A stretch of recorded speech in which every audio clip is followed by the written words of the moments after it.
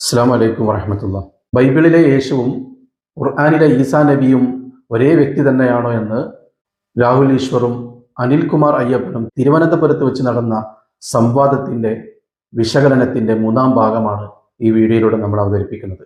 സംവാദത്തിലുടനീളം അനിൽകുമാർ അയ്യപ്പൻ ഒരുപാട് കളവുകൾ പറയുകയും അതുമായി ബന്ധപ്പെട്ട കാര്യങ്ങൾ കഴിഞ്ഞ 2 വീഡിയോയിൽ നാം കാണിക്കുകയും വിശകലനം ചെയ്യുകയുണ്ടായി. അതിൻ്റെ ബാക്കി ഭാഗങ്ങളാണ് ഈ വീഡിയോയിലൂടെ ഞാൻ പറയുന്നത്. വീഡിയോ നിങ്ങൾ എല്ലാവരും മുഴുവനായും കാണണമെന്ന് അറിയിക്കുന്നു. അനിൽകുമാർ അയ്യപ്പന്റെ ബാക്കി വീഡിയോയുടെ ഭാഗങ്ങൾ നമുക്കൊന്ന് കാണാം.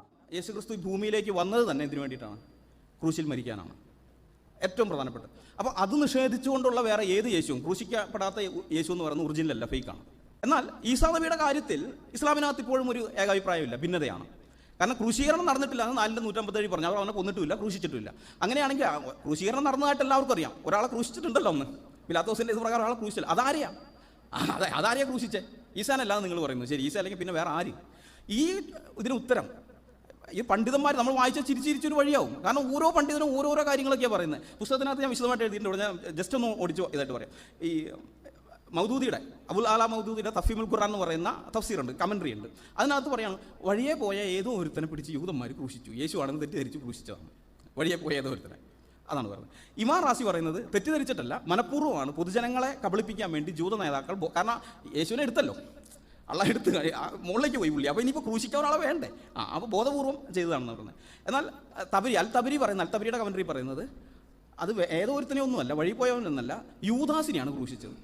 യൂദാസിനെ രൂപമാറ്റം വരുത്തി, ഈസയുടെ രൂപം കൊടുത്തു. അപ്പം വന്നവരൊക്കെ ഈസയാണെന്ന് ഈസ പോയി, യൂദാസ് ഈസയുടെ രൂപത്തിൽ നിൽക്കുന്നത്, അപ്പോൾ ഉടനെ തന്നെ പിടിച്ച് ക്രൂശിച്ചു. അതാണ് പറഞ്ഞത്. ഇബിൻ കത്തീറിൻ്റെ തഫ്സീറിൽ പറഞ്ഞ ഇബിൻ കത്തീർ ഇതിനേക്കാളും കോമഡിയാണ്. പുള്ളി പറയുന്നത് ഇങ്ങനെയൊന്നും അല്ല സംഭവിച്ചത്.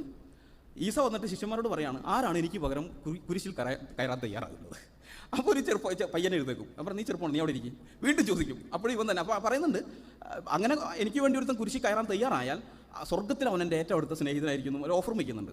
അപ്പോൾ അതുകൊണ്ടാണ് ഈ പയ്യനെ എണീക്കുന്നത്. നീ അവിടെ ഇരിക്കുന്നു പറയും. വീണ്ടും ചോദിക്കും, അവൻ തന്നെ എണീക്കും, വേറെ ആരും എണീക്കില്ല. 3 പ്രാവശ്യം ആയി കഴിയുമ്പോൾ പറയാം, ശരിയാണ്, ശരി, നീയാണ് എൻ്റെ സ്നേഹിതനാകാൻ യോഗ്യനായവൻ എന്ന് പറഞ്ഞിട്ട് ഈസ മേലോട്ടും പോകും, ഈ പയ്യനെ ഈസയുടെ രൂപത്തിലേക്ക് മാറ്റുകയും ചെയ്യും. അപ്പോൾ അവർ വന്നു കഴിഞ്ഞിട്ട് സ്വമേധയാ ഇവൻ കുരിശിൽ കയറി. ഒന്ന് ആലോചിച്ച് നോക്കണം. മറ്റൊരു പറഞ്ഞത് യൂദാസിനെയാണ്, തബരിയൊക്കെ പറഞ്ഞത് യൂദാസിനെയാണെന്ന്, അതായത് ശിക്ഷ, യൂദാസ് ഒറ്റ കൊടുത്തതിൻ്റെ ശിക്ഷയാണെന്ന്. ഇവൻ കത്തിന് പറഞ്ഞ ശിക്ഷയല്ല, അത് അനുഗ്രഹമാണ്.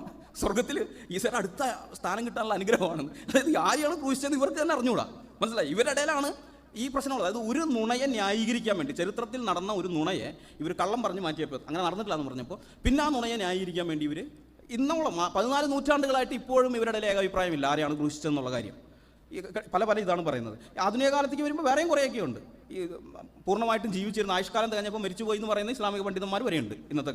അപ്പോൾ അയാൾ പറയുന്നത്, യേശുക്രിസ്തുവിന് പകരം കുരിശിൽ കൊല്ലപ്പെട്ട ആളെക്കുറിച്ച് മുസ്ലിം പണ്ഡിതന്മാർക്കിടയിൽ വലിയ അഭിപ്രായ വ്യത്യാസങ്ങളുണ്ട്, അത് കേൾക്കാൻ തന്നെ വലിയ രസകരമാണ് എന്നൊക്കെ പറഞ്ഞുകൊണ്ട് പരിഹാസ രൂപത്തിലാണ് അദ്ദേഹം പറയുന്നത്.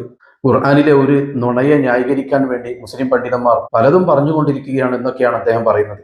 എന്നാൽ ഒരു കാര്യം പ്രത്യേകം മനസ്സിലാക്കേണ്ടതുണ്ട്. ഈസാ നബി കുരിശിൽ തറക്കപ്പെട്ടിട്ടില്ല എന്നുള്ള വിഷയത്തിൽ മുസ്ലിം പണ്ഡിതന്മാർക്കിടയിലൊന്നും ഒരു അഭിപ്രായ വ്യത്യാസമില്ല. എല്ലാവരും ഒരേ അഭിപ്രായക്കാരാണ് ആ വിഷയത്തിൽ.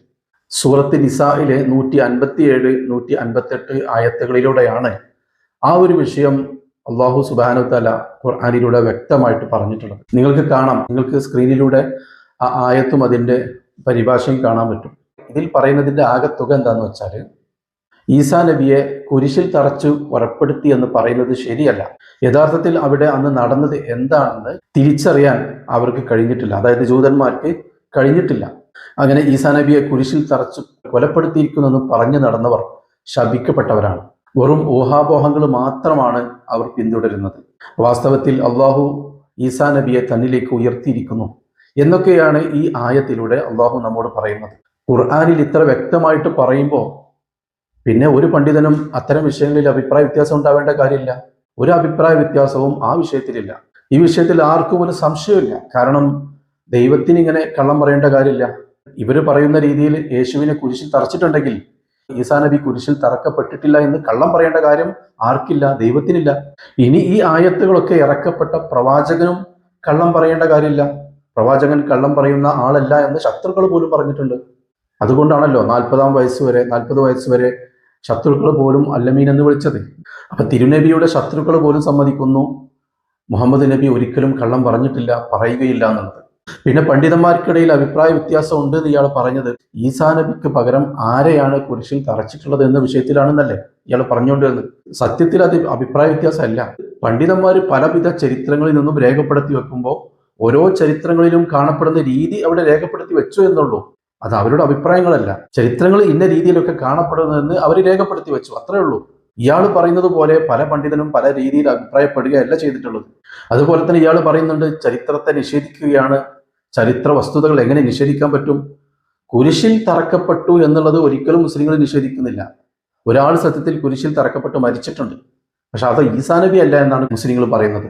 മുസ്ലിങ്ങൾ വിശ്വസിക്കുന്നത് എന്താന്ന് വെച്ചാൽ ഈസാ നബിയെ കൊലപ്പെടുത്താൻ പോയ ആൾക്ക് ഈസാ നബിയുടെ രൂപം കൊടുത്തു, അയാളെയാണ് ഈ ജൂതന്മാർ കുരിശിൽ തറച്ച് കൊലപ്പെടുത്തിയത് എന്നുള്ളതാണ്. അങ്ങനെയാണ് ചരിത്ര രേഖകളിൽ നമുക്ക് കാണാൻ കഴിയുന്നത്. ഈ സംഭവത്തിന് ശേഷം ഒരുപാട് കാലം ആ നാട്ടിൽ ആ സമൂഹത്തിൽ ഈ സംശയം ബാക്കിയുണ്ടായിരുന്നു, ആരാണ് യഥാർത്ഥത്തിൽ കുരിശിൽ തറക്കപ്പെട്ടത് എന്നുള്ളത്. ഈസാ നബി തന്നെ ആണോ കുരിശിൽ തറക്കപ്പെട്ടത് എന്ന വിഷയത്തിൽ അവർക്ക് സംശയം ബാക്കിയുണ്ടായിരുന്നു. അത് ചരിത്രകാരന്മാർ രേഖപ്പെടുത്തി വച്ചിട്ടുണ്ട്. പിന്നീട് ഖുർആൻ ഇറങ്ങിയപ്പോഴാണ് പലർക്കും ആ സംശയം മാറിക്കിട്ടിയത്. ഈസാ നബിയെ കൊല്ലാൻ വേണ്ടിയിട്ട് 12 ആളുകൾ പോയിട്ടുണ്ടായിരുന്നു. അവര് ആ അർദ്ധരാത്രി സമയത്ത് ഈസാ നബിയുടെ വീടിനുള്ളിലേക്ക് അതിൽപ്പെട്ട ഒരാൾ വാളുമായി കടന്നു ചെല്ലുകയും അവിടെ പക്ഷെ ഈസാ നബിയെ കാണാതിരുന്നപ്പോൾ അയാൾ വെപ്രാളപ്പെട്ടു. പക്ഷേ ഈസാ നബിയെ അള്ളാഹു ആകാശത്തേക്ക് ഉയർത്തിയിരുന്നു. വാളുമായി ഉള്ളിലേക്ക് കടന്നു ചെന്ന ആൾക്ക് അള്ളാഹു ഈസാ നബിയുടെ രൂപം കൊടുത്തു.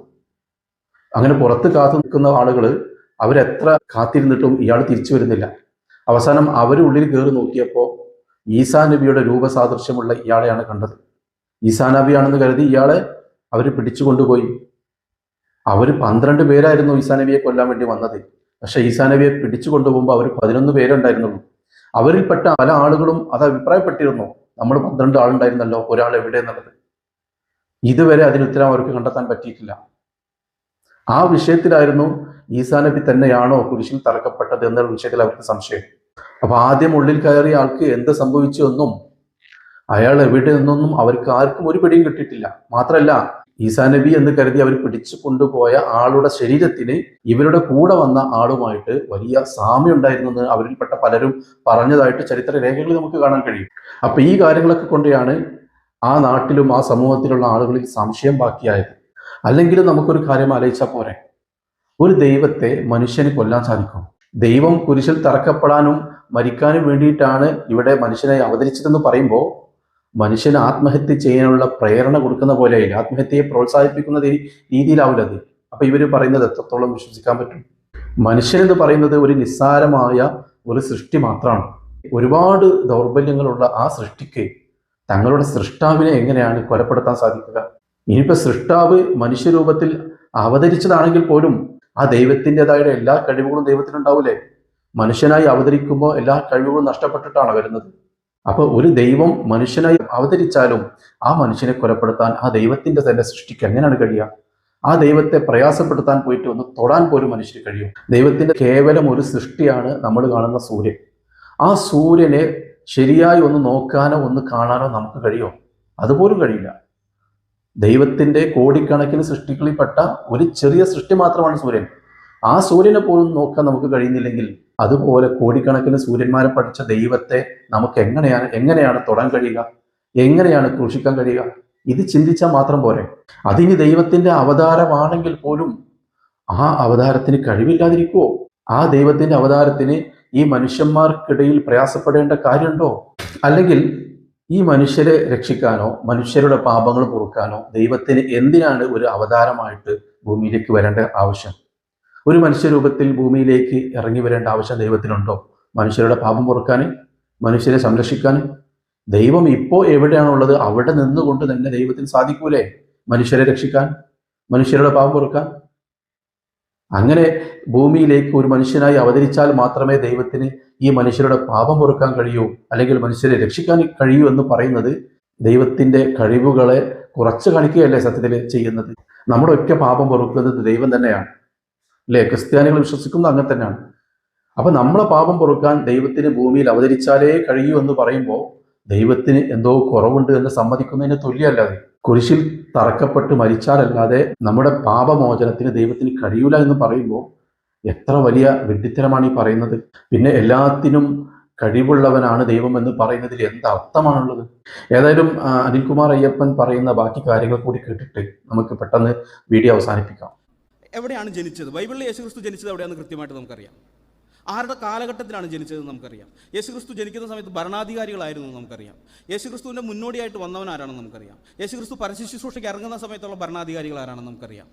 യേശുക്രിസ്തുവിനെ വിസ്തരിച്ചത് ആരാണെന്ന് നമുക്കറിയാം. യേശുക്രിസ്തുവിനെ സൻഹെദ്രിൻ സംഘം വിസ്തരിക്കുമ്പോൾ അതിൻ്റെ തലവന്മാരായിരുന്നു നമുക്കറിയാം. ഇങ്ങനെ ഓരോ കാര്യവും കൃത്യമായിട്ട് ചരിത്രപരമായിട്ട് നമുക്കറിയാം. ഇതേ ചോദ്യം നമ്മൾ ഈസയുടെ കാര്യത്തിൽ നോക്കിയാലോ? ഒരു ഉത്തരവില്ല. ഈസ എവിടെയാണ് ജനിച്ചത്? അറിയില്ല. ആരുടെ കാലത്താണ് ജനിച്ചത്? അതറിയില്ല. ആരുടെ കാലത്താണ് ശുശ്രൂഷയ്ക്ക് ഇറങ്ങിയത്? അതറിയില്ല. ഇതൊന്നുമില്ല. അതായത് പറഞ്ഞാൽ ഇത് കേവലം കേട്ടുകേൾവിയുടെ അടിസ്ഥാനത്തിൽ ഉണ്ടാക്കിയെടുത്ത ഒരു കെട്ടുകഥാപാത്രമാണ്. ആ കെട്ടുകഥാപാത്രത്തെ ഇങ്ങോട്ട് കൊണ്ടുവരും. ഇത് കൃത്യമായിട്ട് ഞങ്ങൾക്ക് എല്ലാവരോടും പറയാനുള്ള കാര്യം ഇതാണ്. മുസ്ലിങ്ങളോട് നിങ്ങൾ ഇങ്ങനെയുള്ള സാധനങ്ങളൊക്കെ കൊണ്ടുവന്ന് ഞങ്ങളുടെ തലയിൽ വയ്ക്കാൻ നോക്കിയാൽ ഞങ്ങളത് ഏറ്റെടുക്കില്ല. നിങ്ങളും ഏറ്റെടുക്കരുതെന്നാണ് ഞങ്ങൾ പറയുന്നത്. കാരണം ക്രൂശിക്കപ്പെടാത്ത യേശുവിനെ കൊണ്ട് നിങ്ങൾക്കും പ്രയോജനമില്ല. നമ്മൾ സാധാരണ പറയല്ലേ, എനിക്ക് വേണ്ട നിങ്ങൾ വെച്ചോ. നമ്മൾ സാധാരണ അങ്ങനെ പറയും, എനിക്ക് വേണ്ട നിങ്ങൾ വെച്ചോ എന്ന് പറയും. പക്ഷെ ഞങ്ങൾ അതും പോലും പറയുന്നില്ല. നിങ്ങൾ വയ്ക്കേണ്ട, നിങ്ങൾ വെച്ചിട്ടും കാര്യമില്ല. ഈ യേശുവിനെ കിട്ടിയിട്ട് നിങ്ങൾക്ക് കാര്യമില്ല. അയാൾ പറയുന്നത് കേട്ടോ നിങ്ങൾ? ഈസാ നബിയെക്കുറിച്ച് വ്യക്തമായിട്ടൊന്നും പറഞ്ഞിട്ടില്ല. എവിടെ ജനിച്ചോന്നും അറിയില്ല, ഏത് കാലഘട്ടത്തിലെന്നും അറിയില്ല, എങ്ങനെ ജീവിച്ചൊന്നും അറിയില്ല എന്നുള്ളതാണ് അയാൾ പച്ചക്കള്ളല്ല പറയുന്നത്. ഇവർ പരിശുദ്ധ ഖുർആൻ വളരെ വ്യക്തമായിട്ട് പറഞ്ഞിട്ടുണ്ട്. അതൊക്കെ എവിടെ ജനിച്ചു എന്ന്, എങ്ങനെ ജനിച്ചു എന്ന്, എവിടെയാണ് ജീവിച്ചതെന്ന്, എത്ര കാലം ജീവിച്ചു എന്ന്, എന്തൊക്കെ അത്ഭുതങ്ങൾ ജീവിതത്തിൽ കാണിച്ചു എന്ന് മാത്രമല്ല, ഈസാ നബിയുടെ ഉമ്മയുടെ ചരിത്രങ്ങൾ പോലും പറഞ്ഞിട്ടുണ്ട്. ഉമ്മയുടെ ഉപ്പയുടെ ചരിത്രങ്ങൾ പോലും പറഞ്ഞിട്ടുണ്ട്. ആ ഉമ്മ എങ്ങനെയാണ് ജീവിച്ചത്, എങ്ങനെ ഗർഭം ധരിച്ചു, ഗർഭം ധരിച്ചപ്പോഴുണ്ടായ പ്രയാസങ്ങൾ എല്ലാം പറഞ്ഞിട്ടുണ്ടല്ലോ വിശദമായിട്ട്. എന്നിട്ടാണ് ഇയാൾ പറയുന്നത് അങ്ങനെ വ്യക്തമായിട്ടൊന്നും പറഞ്ഞിട്ടില്ല. അപ്പൊ ഇതൊന്നും പഠിക്കാതെയോ ഇതൊന്നും നോക്കാതെയോ എന്തൊക്കെയോ വിളിച്ച് പറയാണ് ഇയാൾ. ഇസ്ലാമിനെ താറടിക്കാൻ വേണ്ടിയിട്ട് എന്തൊക്കെയോ കളവ് വിളിച്ച് പറയാണ്. പിന്നെ ഇയാൾ പറയുന്നുണ്ട് ക്രൂശിക്കപ്പെടാത്ത യേശുവിനെ കൊണ്ട് നമുക്കൊരു പ്രയോജനമില്ല, നിങ്ങൾക്കും പ്രയോജനമില്ല എന്നുള്ളത്. സത്യത്തിൽ എന്താണ്? ഞാൻ നേരത്തെ പറഞ്ഞു, ഒരു സൃഷ്ടിയാൽ ക്രൂശിക്കപ്പെടുന്ന സൃഷ്ടാവിനെ കൊണ്ട് നമുക്കൊന്നും നേടാനില്ല എന്നുള്ളതാണ് വസ്തുത. കാരണം സൃഷ്ടാവ് ഒരിക്കലും സൃഷ്ടിയെ കൊണ്ട് ക്രൂശിക്കപ്പെടാൻ പാടില്ല. സത്യത്തിൽ ഒരു മനുഷ്യനെ കൊണ്ടും തൊടാൻ കഴിയാത്ത, ഒന്നും ചെയ്യാൻ കഴിയാത്ത ഒരു ദൈവത്തെ കൊണ്ടാണ് നമുക്ക് പ്രയോജനമുള്ളത്.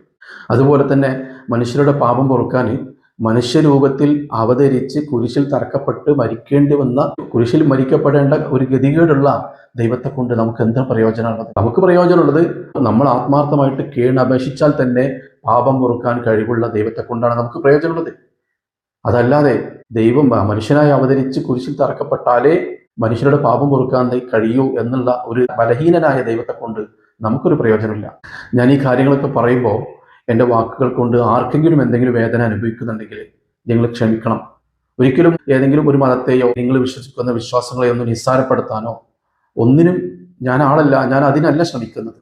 ഇതൊക്കെ പറയേണ്ടി വരുന്നത് ഇസ്ലാമിനെ കരിവാരിത്തേക്കാനും ഖുർആനിൻ്റെ പേരിൽ പ്രവാചകന്റെ പേരിലൊക്കെ പച്ചക്കളവ് പ്രചരിപ്പിക്കുകയും ചെയ്യുമ്പോൾ അതല്ല വസ്തുത, ഇതാണ് വസ്തുത എന്ന് നമുക്ക് പറയേണ്ടി വരുന്ന ഒരു സാഹചര്യമാണ്. അതുകൊണ്ടാണ് ഇങ്ങനെയൊക്കെ പറയേണ്ടി വരുന്നത്. അതല്ലാതെ ആരുടെയെങ്കിലും വിശ്വാസത്തെ തള്ളി പറയാനോ നിസ്സാരവൽക്കരിക്കാനോ ഒന്നുമല്ല ഞാൻ ശ്രമിക്കുന്നത്. അങ്ങനെ ഒരിക്കലും നിങ്ങൾ ചിന്തിക്കരുത്. അങ്ങനെ നിങ്ങൾക്ക് എന്തെങ്കിലും വേദന എൻ്റെ വാക്കുകൾ കൊണ്ടുണ്ടെങ്കിൽ നിങ്ങളോട് ക്ഷമ ചോദിക്കുകയാണ്. നിങ്ങൾ ആദ്യം ചെയ്യേണ്ടത് മറ്റു മതങ്ങളെ അവഹേളിക്കുന്ന, മറ്റു വിശ്വാസികളെ വേദനിപ്പിക്കുന്ന തരത്തിൽ വ്യാജ പ്രചരണം നടത്തുന്ന, പച്ചക്കളവ് പ്രചരിപ്പിക്കുന്ന അനിൽകുമാർ അയ്യപ്പനെ പോലുള്ള ആളുകളെ തടയുക എന്നുള്ളതാണ്. അത് ക്രിസ്ത്യൻ സുഹൃത്തുക്കളാവുമ്പോൾ നിങ്ങൾക്ക് പെട്ടെന്ന് തടയാൻ കഴിയും. അങ്ങനത്തെ ആളുകളെ തടഞ്ഞാൽ ഇത്തരം കാര്യങ്ങളൊന്നും ഞങ്ങൾക്ക് പറയേണ്ടി വരില്ല. നേരെ മറിച്ച് ഇസ്ലാമിനെതിരെ നാലു ഭാഗത്തു നിന്നും ഇത്തരം വ്യാജ പ്രചരണങ്ങൾ വരുമ്പോൾ അതിൻ്റെ വസ്തുതകളും ചരിത്രങ്ങളും ഞങ്ങൾക്ക് സത്യസന്ധമായിട്ട് പറയേണ്ടി വരുമ്പോൾ നിങ്ങൾക്ക് നിങ്ങളുടെ വിശ്വാസത്തെ തള്ളിപ്പറയുകയാണ്, നിസ്സാരവൽക്കരിക്കുകയാണൊക്കെ തോന്നും. അത് സ്വാഭാവികം മാത്രമാണ്. അത് പ്രവാചകൻ പ്രത്യേകം പഠിപ്പിച്ചിട്ടുണ്ട്. മറ്റുള്ളവരുടെ വിശ്വാസത്തെയോ അവരുടെ ദൈവങ്ങളെയോ അവരാരാധിക്കുന്ന കാര്യങ്ങളെയൊന്നും ആരും നിസ്സാരവൽക്കരിക്കരുത്, മോശമാക്കരുതെന്ന് പ്രത്യേകം പറഞ്ഞിട്ടുണ്ട്. പക്ഷെ നമ്മൾ ചരിത്രങ്ങൾ പറയുമ്പോൾ, യാഥാർത്ഥ്യങ്ങൾ പറയുമ്പോൾ ചിലത് പറയാതിരിക്കാൻ ഒരു നിവൃത്തിയില്ല. ഇൻഷാ അല്ലാഹ് ബാക്കി കാര്യങ്ങളൊക്കെ അടുത്ത വീഡിയോയിൽ നമുക്ക് പറയാം. അസ്സലാമു അലൈക്കും വറഹ്മത്തുള്ളാഹി.